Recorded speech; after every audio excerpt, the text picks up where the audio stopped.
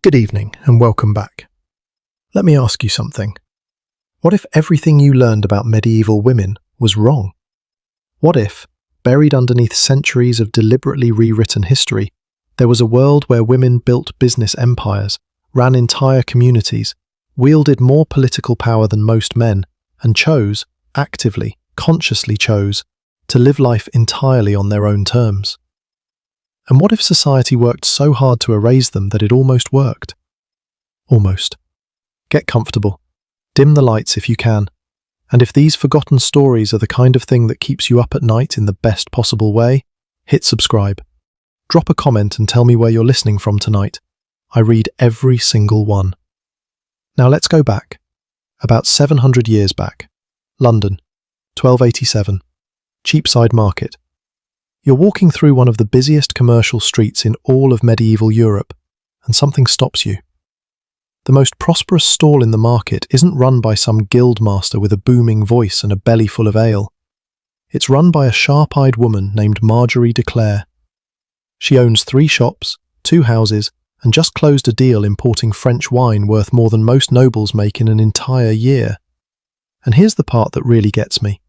She has never been married, has no intention of changing that.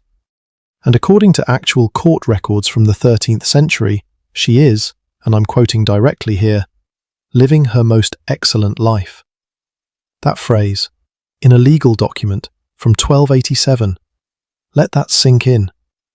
But Marjorie wasn't some rare exception. London city records show that 23% of all property-owning merchants were unmarried women. Nearly 1 in 4 successful businesses in medieval London, run by women who looked at marriage and said, "No thank you, I'm good." These numbers come directly from the London Guild records preserved in the British National Archives. This isn't folklore, this is documented history that somehow never made it into the story we were told. So how did they do it? These women had a legal status called femme sole, literally, woman alone. And before you picture something sad or desperate, stop. Because femme sole wasn't a consolation prize, it was a legal superpower. Here's the thing most people don't realize about medieval marriage. When a woman married, she legally disappeared. Her property, her money, her contracts, her very legal identity, all of it transferred to her husband the moment she said yes. She couldn't own land, couldn't sue anyone in court, couldn't sign her own contracts. She became, under the law, invisible. But an unmarried woman? A femme sole? She could own land, sign contracts, sue people in court, travel freely, run a business, accumulate wealth. She had rights that married women could only imagine. So when you understand that, really understand it, the choice these women made starts to look a lot less like a consolation and a lot more like strategy. Let me tell you about Agnes Sampson from 14th century York. Agnes was essentially a medieval venture capitalist. She owned a textile empire that spanned 3 countries, employed over 200 people, and left behind business letters that miraculously survived the centuries.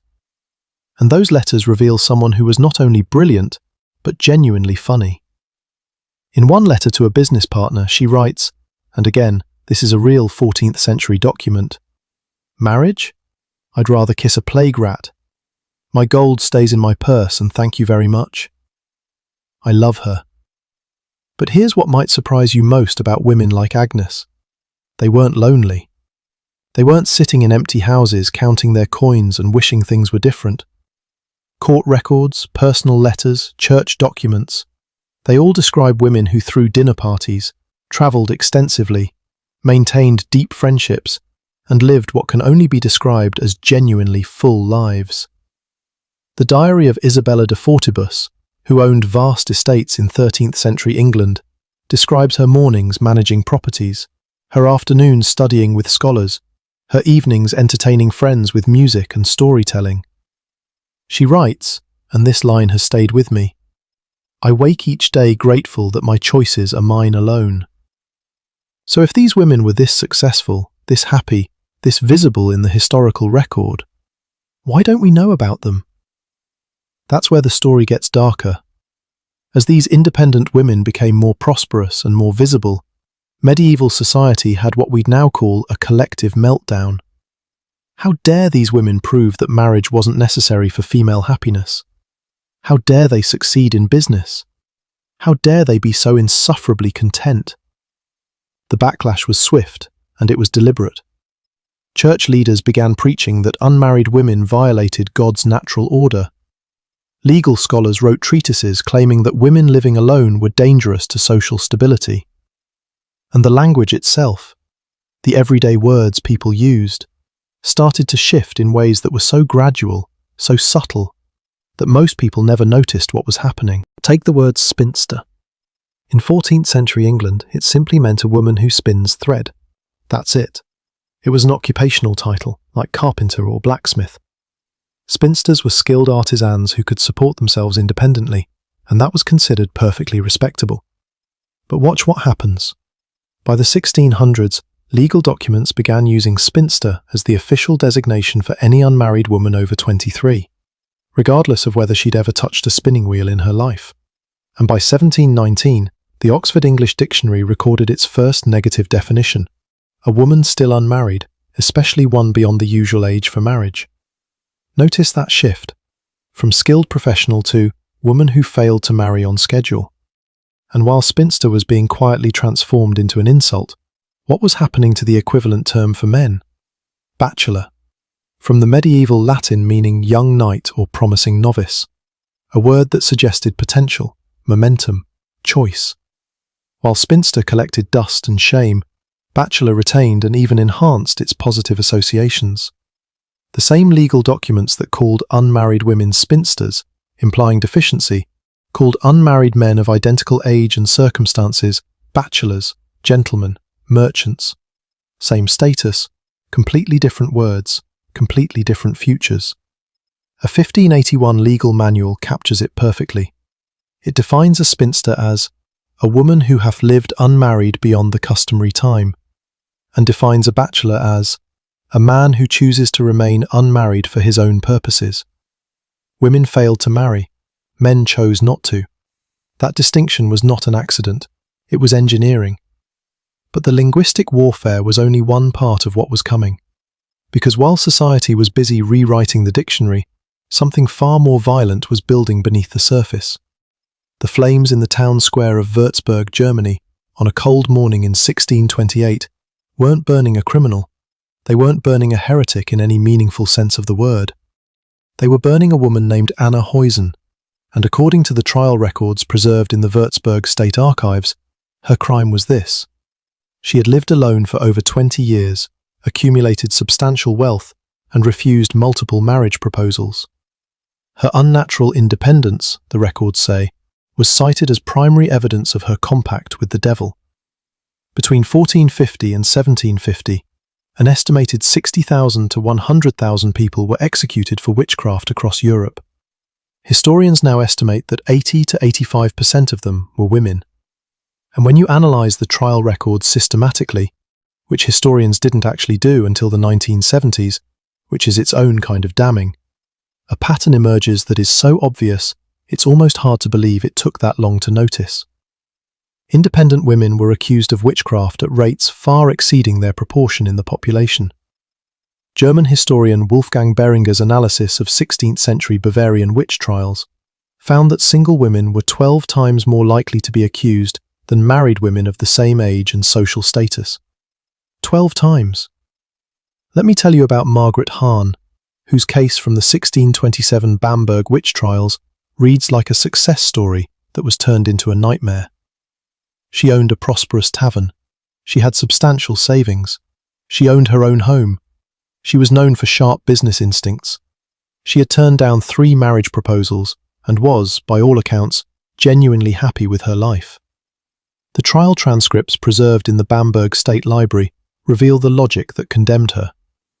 The prosecutor argued that her contentment with single life was against nature, that her business success exceeded what a woman could naturally achieve, that her independence was proof she must have had supernatural assistance, that the fact she owned property was evidence she had sold her soul for worldly gain.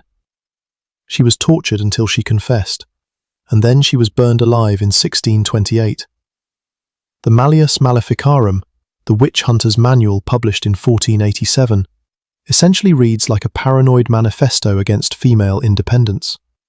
One of its authors literally wrote that women who live alone without male guidance are more susceptible to diabolic influence because they lack the natural protection that submission to a husband provides. This wasn't just religious extremism, it was a terror campaign with economic logic behind it. Analysis of confiscated property records shows that accused witches frequently had substantial assets that were seized by authorities upon arrest. The Würzburg Prince Bishop Julius Echter reportedly funded his entire cathedral renovation with wealth confiscated from executed witches. We're not talking about a few coins. We're talking about businesses, properties, decades of accumulated independent labour transferred to the men who killed the women who built it. And the message was received. Village records across Germany show women abandoning successful enterprises, accepting unfavourable marriages, selling off businesses, retreating into convents, anything to avoid the appearance of dangerous independence. They didn't need to execute every independent woman. They just needed to execute enough. What makes me angriest about this, and I want to be honest about that anger, is what the witch hunters actually targeted. The characteristics that marked women as potentially dangerous were exactly the traits that had made them successful.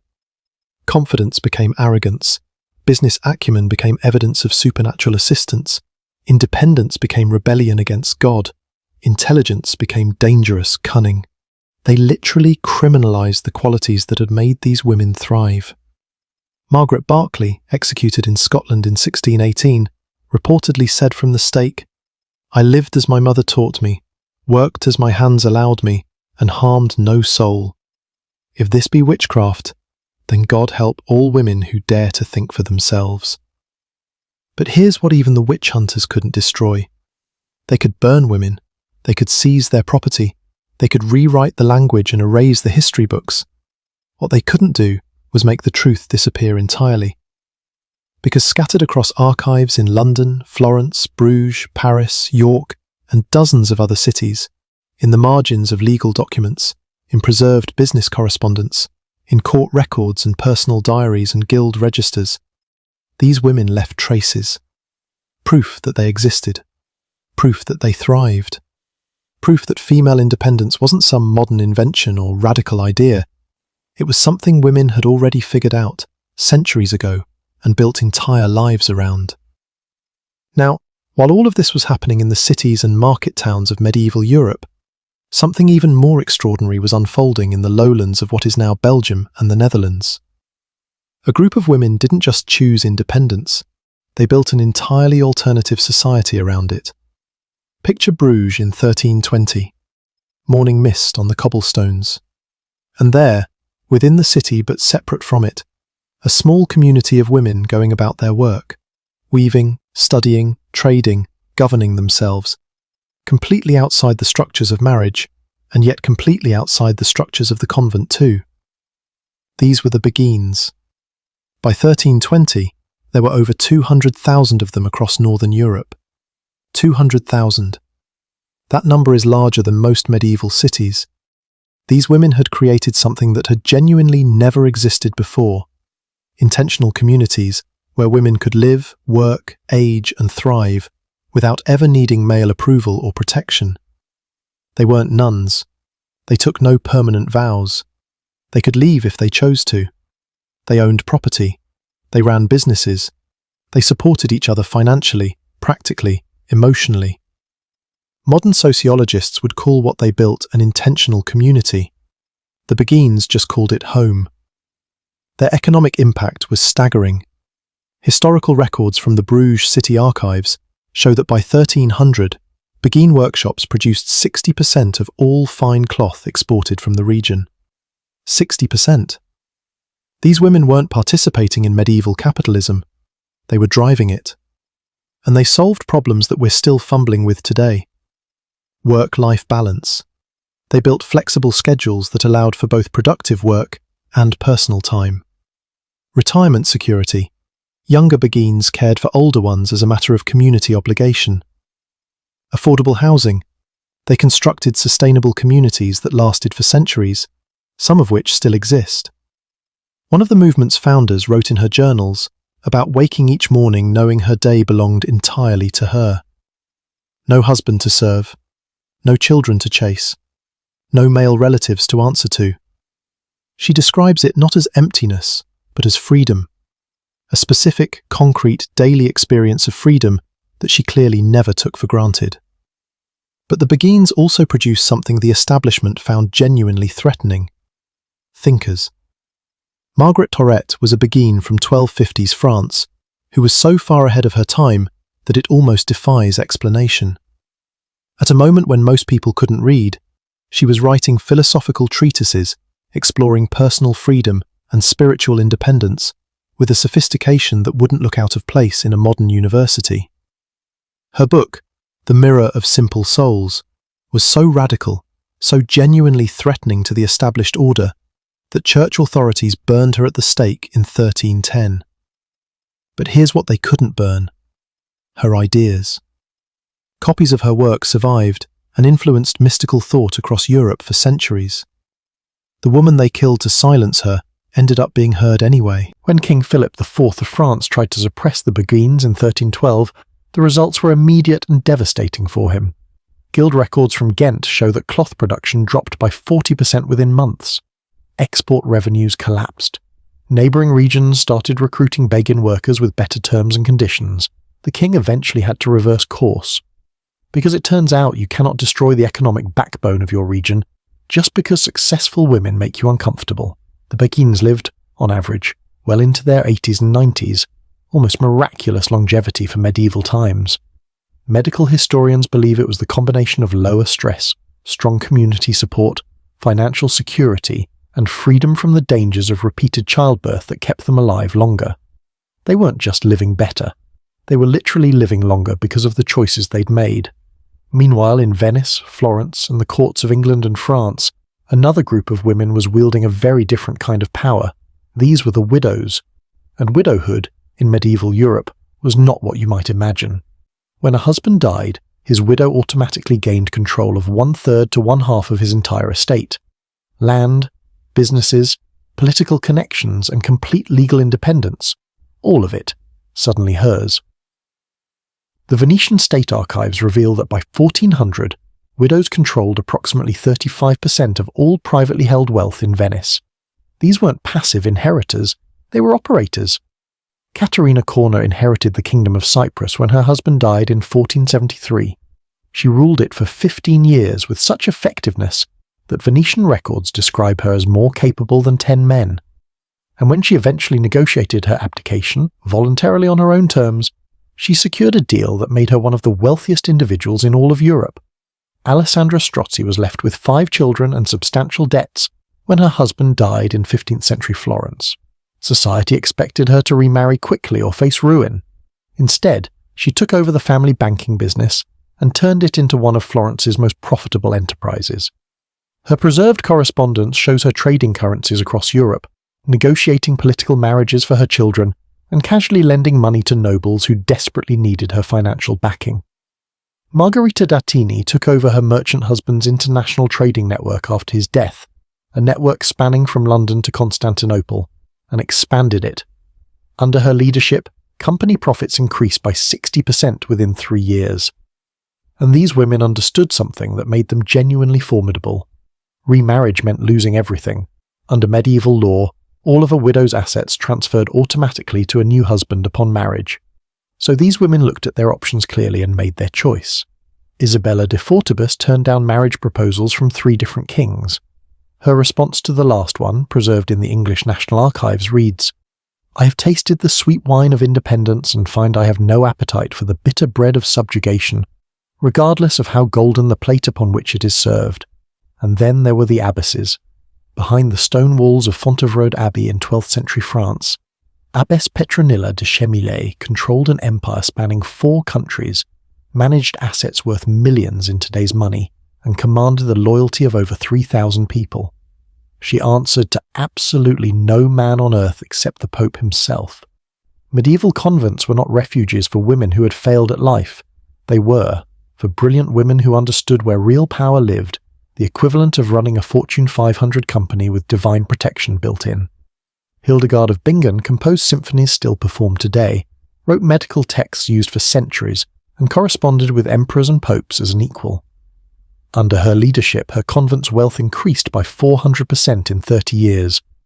The Abbey of Shaftesbury in England, led by a succession of powerful abbesses, was the second wealthiest landowner in all of England in 1086, second only to the king.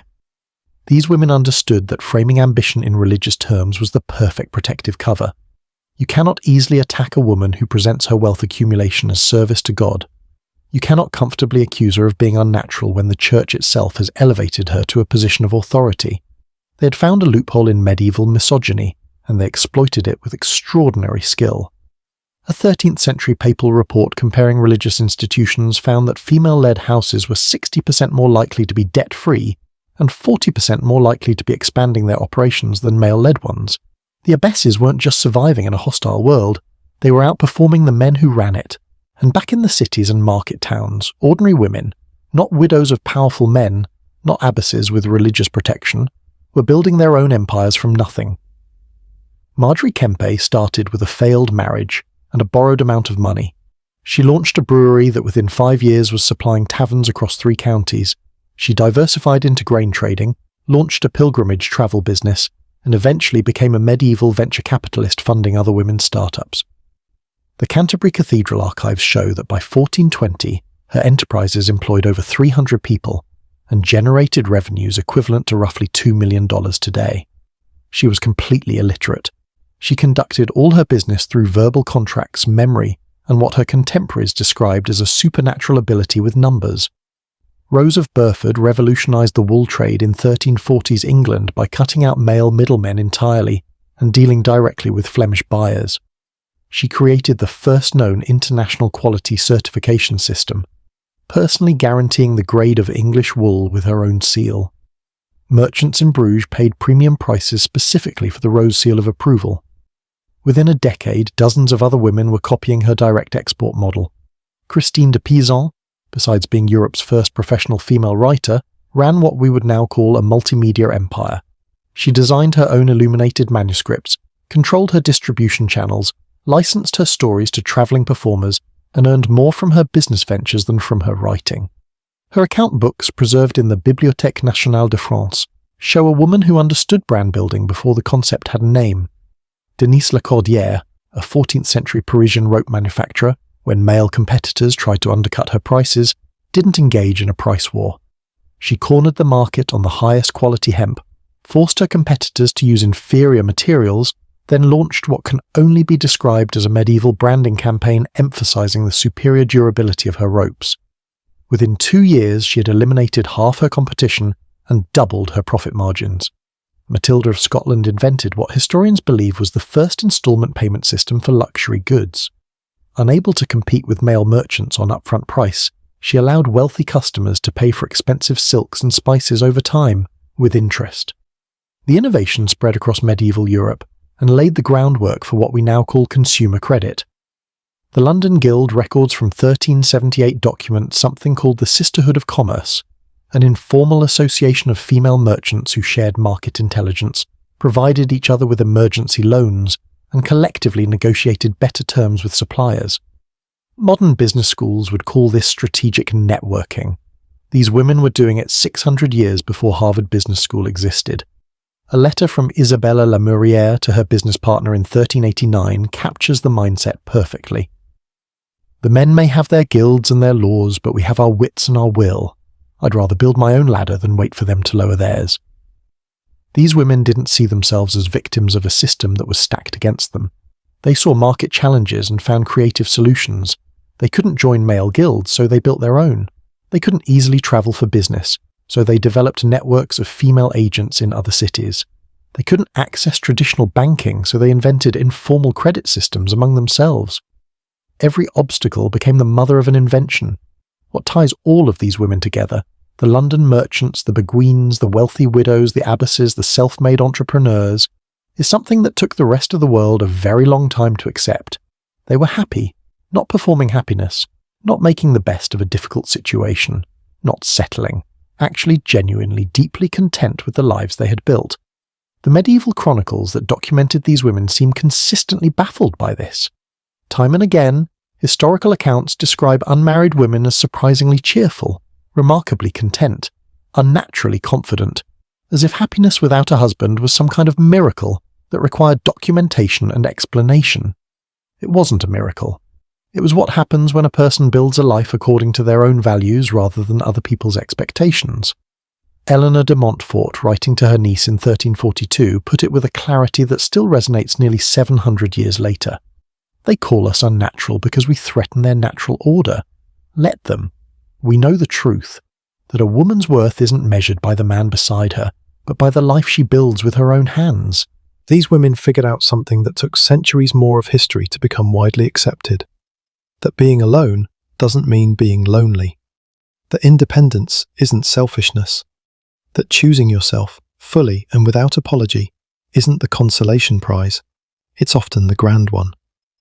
Their stories were buried deliberately, erased by a society that understood, correctly, that if women knew what these women had achieved, they might start asking inconvenient questions. The language was weaponized. The witch trials terrorized. The history books were edited, and it almost worked. But traces survived. In the margins of court records, in preserved business correspondence, in guild registers and personal diaries, and the walls of beguinages that still stand today in Belgium, recognised as UNESCO World Heritage Sites, quiet monuments to 200,000 women who decided to live differently. They were there. They were extraordinary. And they were, for a long time, deliberately forgotten. Now you know they weren't.